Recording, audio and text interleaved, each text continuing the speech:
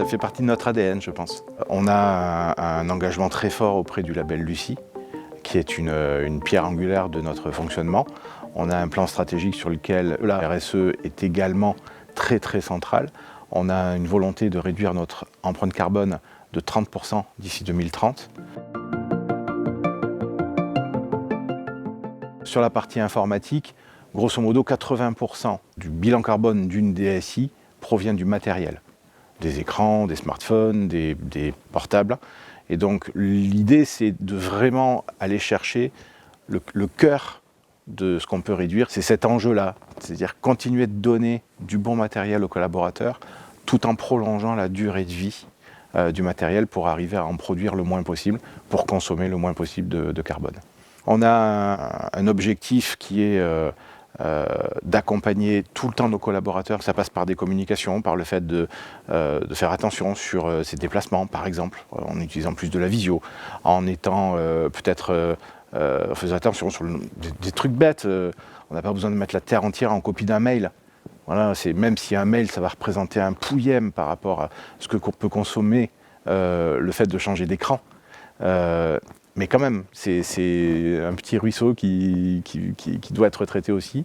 Le fait de ne pas dupliquer à outrance ces fichiers, le fait de partager un lien d'un fichier plutôt que d'envoyer une pièce jointe à X personnes. Voilà, c'est ces petits détails-là. À chaque fois, c'est de l'acculturation, c'est du temps qu'on va passer avec les collaborateurs. Même si je reviens vraiment sur le point de départ, c'est le sujet sur lequel on doit s'attaquer le plus possible, c'est la durée de vie du matériel et le côté recyclable.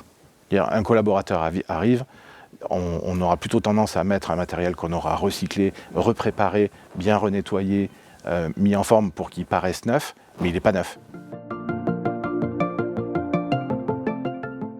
La première chose, ce serait de travailler avec nous pour qu'on essaie de savoir où est-ce que tu en es de ton bilan carbone et globalement de ton positionnement en termes de RSE.